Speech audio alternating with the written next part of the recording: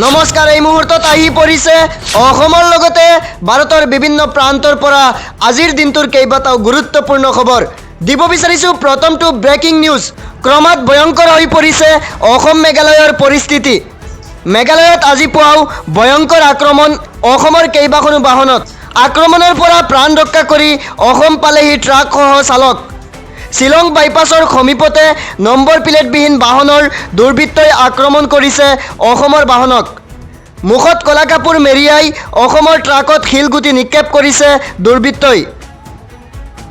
মেঘালয়ৰ হিংসাত্মক ঘটনাৰ বিৰোধিতাৰে উত্তপ্ত হৈ পৰিছে যোৰাবাট। কেব চালকসকলে অসম মেঘালয়ৰ পথ অৱৰোধ কৰি দিছে। মেঘালয়ৰ এখনো বাহন সোমাবলৈ দিয়া নাই অসমত। পৰৱৰ্তী বিগ ব্ৰেকিং। নিষিদ্ধ ঘোষণা কৰিব লাগে RSSক। সন্মানযোগ্য নহয় RSS নেতা মোহন ভাগৱতক নিষিদ্ধ কৰাৰ দাবী আমেৰিকাৰ। RSSক নিষিদ্ধ কৰাৰ প্ৰস্তাৱ আমেৰিকাৰ ধৰ্মীয় স্বাধীনতা আয়োগৰ। RSSৰ নেতাক উচ্চস্তৰীয় বৈঠকত অংশগ্ৰহণৰ অনুমতি নিদিয়াক লৈও প্ৰস্তাৱ। ধৰ্মীয় স্বাধীনতা উলংঘাৰ বাবে RSSক নিষিদ্ধ কৰাৰ প্ৰস্তাৱ USCIRFৰ। দিব বিচাৰিছোঁ পৰৱৰ্তী গুৰুত্বপূৰ্ণ খবৰ। শিক্ষামন্ত্ৰী ধৰ্মেন্দ্ৰ প্ৰধানৰ পদত্যাগৰ পাছত মহাৰাষ্ট্ৰৰ শিক্ষামন্ত্ৰী পদত্যাগৰ দাবী অভিজিৎ দীপকৰ। মহাৰাষ্ট্ৰৰ চৰকাৰী বিদ্যালয়ৰ অৱস্থা ভবাতকৈ শোচনীয়।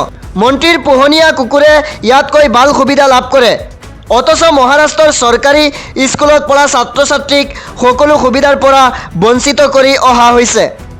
অভিযোগ উত্থাপন কৰিছে কক্ৰজ জনতা পাৰ্টিৰ প্ৰতিষ্ঠাপক অভিজিৎ দীপকে।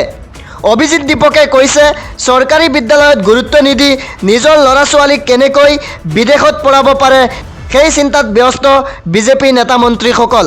পৰৱৰ্তী খবৰ। পুনৰ দেশত প্ৰশ্নকাকত ফাদিলৰ ঘটনা। এইবাৰ ছত্তীশগড়ৰ ইন্দিৰা গান্ধী কৃষি বিশ্ববিদ্যালয়ত ফাদিল পৰীক্ষাৰ প্ৰশ্নকাকত।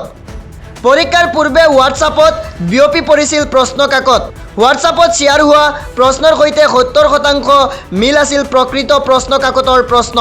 ঘটনা পোহৰলৈ অহাৰ পাছতে বাতিল হ'ল পৰীক্ষা। দিব বিচাৰিছোঁ পৰৱৰ্তী গুৰুত্বপূৰ্ণ খবৰ। আজি পুৱাই নতুন দিল্লীৰ পাৰ্লিয়ামেণ্ট ষ্ট্ৰীট আৰক্ষী থানাত উপস্থিত হয় লোকসভাৰ বিৰোধী দলপতি ৰাহুল গান্ধী।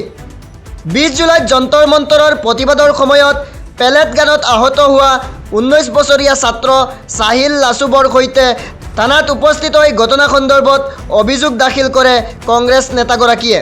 জানিব পৰা মতে দিল্লী আৰক্ষীয়ে FIR ৰুজু কৰিবলৈ অস্বীকাৰ কৰিছে।